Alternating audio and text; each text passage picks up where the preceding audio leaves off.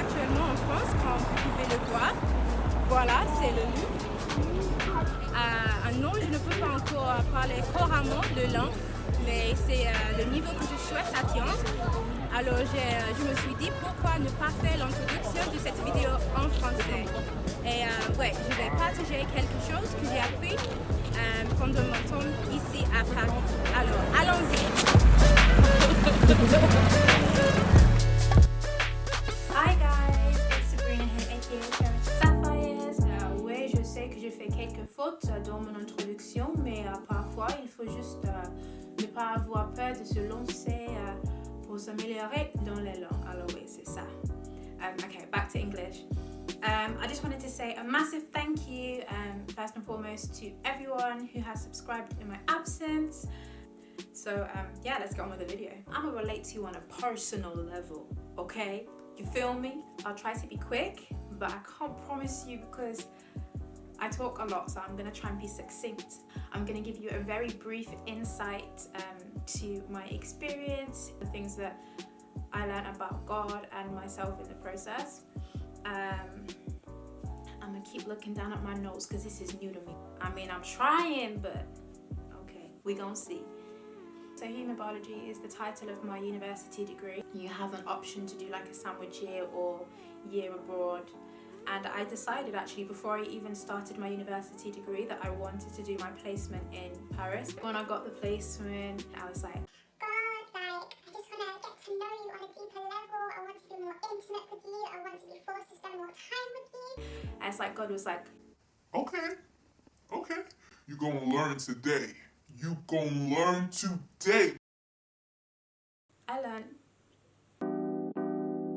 The first thing I wanted to mention was submission.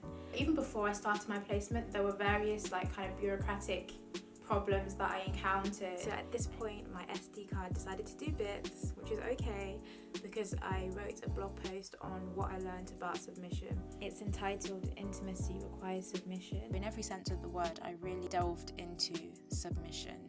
I immersed myself in the meaning of the word in its entirety.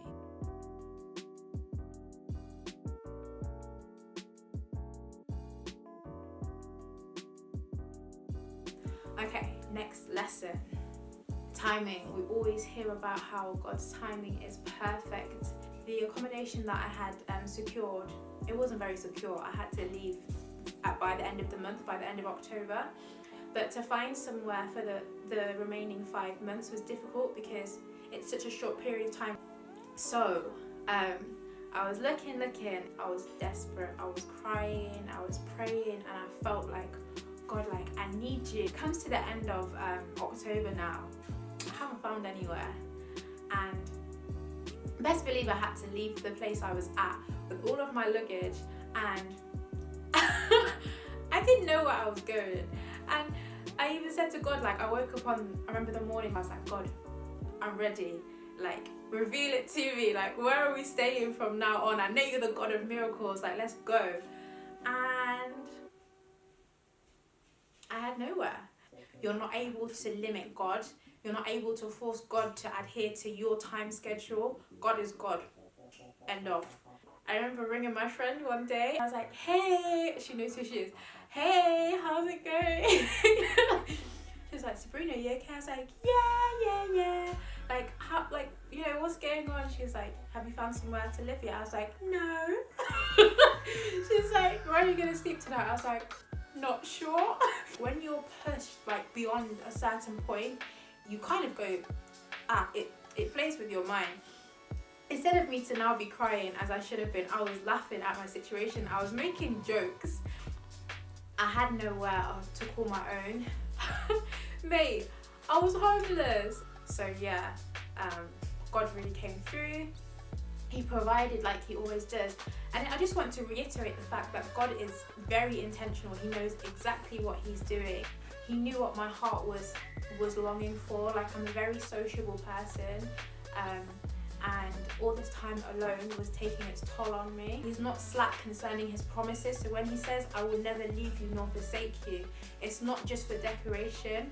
it's true. He won't leave you. So when I was panicking, when I didn't know where I was gonna sleep for 4 nights in a row, God came through each night. And like, I just want to tell you and say that whatever you're going through, God is able to do exceedingly and abundantly above all you can ask or think. He placed people who accommodated me, and I'm so grateful for that. Yeah, man, I had home cooked meals. Like, come on. Even after like being homeless for just a little bit, I had to move again the following month. So I moved 3 times in 3 months. God often exhibits and showcases his generosity through others, through the action of others. I actually kept like a little diary in the end, and I wrote down every kind thing that someone had done for me, because it really helps me to stay focused, like in the midst of the storm that I felt I was going through.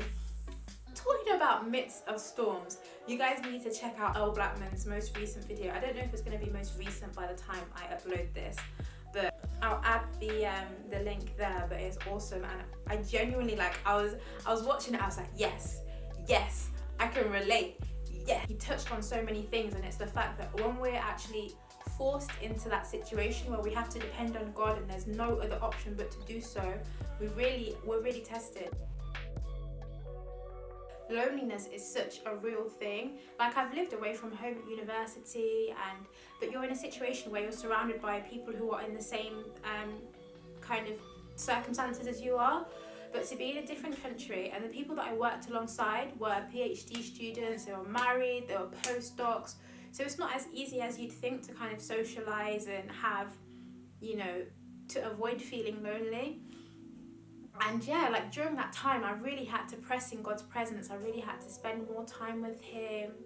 And he showed me things about myself that I didn't realise. Like, he showed me things that I need to work on. And it's so beautiful. Like, I'm such an advocate for, you know, improving and just saying, God, like, what would you like me to do differently? I want to be more like you. I really want you to show me. So in this time, I was able to be molded, and I was able to realign my thoughts with the thoughts of Christ, because I was spending more time in his word. And yeah, it's just, you can't go wrong when you're spending time with God. And it's so true that God knows exactly what we need. So for example, for me, as I said, I experienced a lot of loneliness. Like, I had a lot of low points. I felt friends will let you down, family will let you down, even people that you're supposed to be able to go to ask for help, they will contribute to your demise. Like, it's only God is the only reliable source that will never ever let us down. And I really learned that through this experience. He knows exactly what we need, what we want. So I've been meaning to get a camera for a minute. Like, I've always loved I take photos of everything, like too much. You know, back in the day, like the Flickr accounts, that was, I mean, hey. And photography was such it was not even an outlet, but it was such a lifeline. I know it sounds really like dramatic, but there would genuinely be times where I did not want to leave the house. And once I got the camera, I was like, I need to go out now. I need to take photos. I need to explore.